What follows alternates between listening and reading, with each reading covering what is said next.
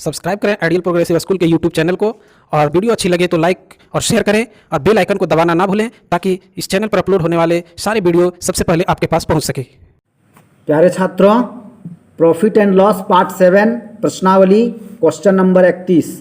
एक वस्तु को 40 रुपये में बेचने से 20% की हानि होती है तो कितने पर बेची जाए कि 12% का लाभ हो।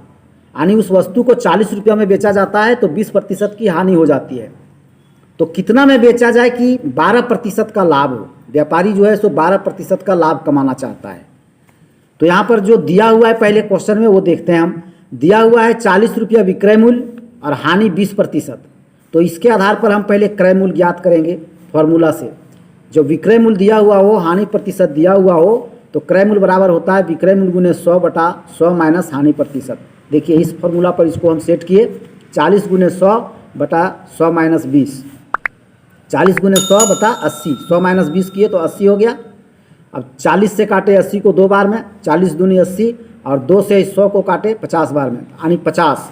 तो 50 रुपया इसका क्रय मूल्य हो गया। इसका मतलब यानी उस वस्तु का क्रय मूल्य हो गया 50 रुपया, विक्रय मूल्य हो गया 40 रुपया जो क्वेश्चन में दिया हुआ है, और हानि हो गया 20%। अब 3 चीज़ मालूम हो गया।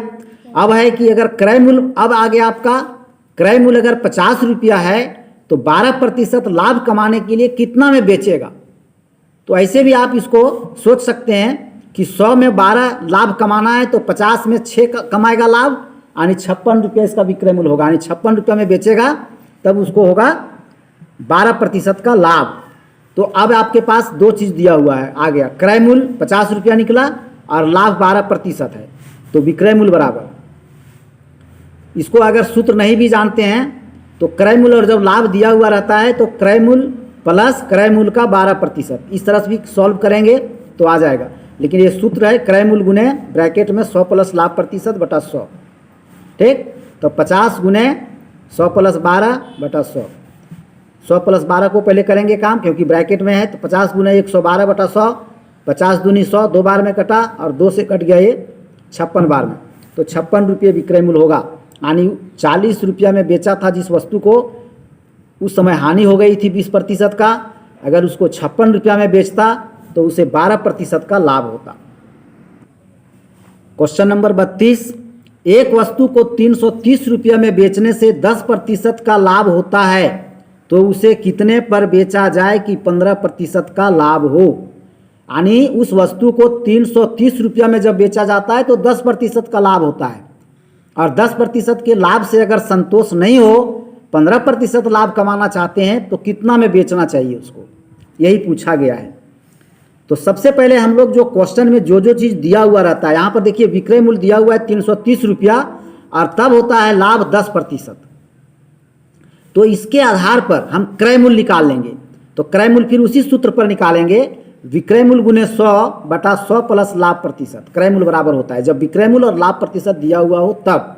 देखिए इस पर इसको सेट किए तो आपका आ गया 300 रुपया, यानी 300 रुपया है उसका क्रय मूल्य। क्रय मूल्य नहीं दिया हुआ था क्वेश्चन में, तो पहले क्रय मूल्य निकालना होगा तभी आप आगे बढ़ पाएंगे।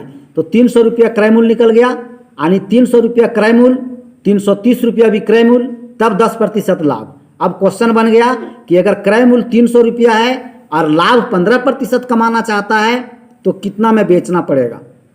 तो देखिए जब क्रय मूल्य 300 रुपया, लाभ 15%, तो विक्रय मूल्य बराबर, फिर वही सूत्र आ गया, क्रय मूल्य गुने ब्रैकेट में 100 प्लस लाभ प्रतिशत बटा 100।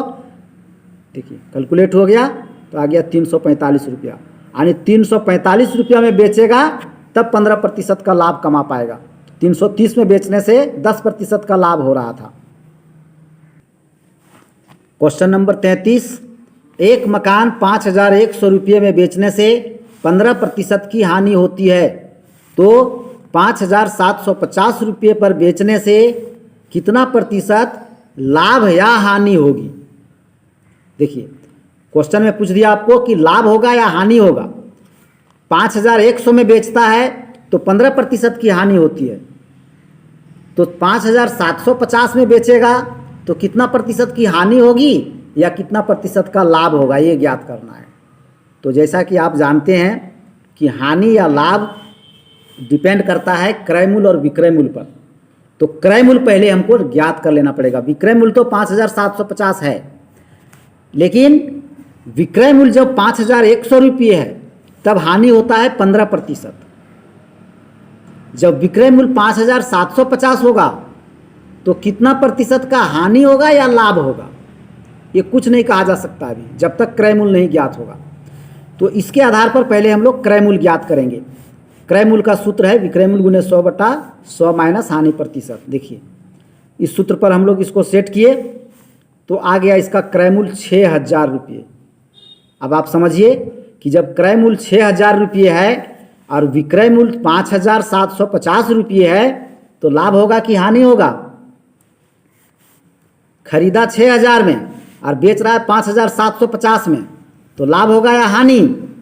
तो हानि होगा, क्योंकि क्रय मूल्य बड़ा है विक्रय मूल्य से।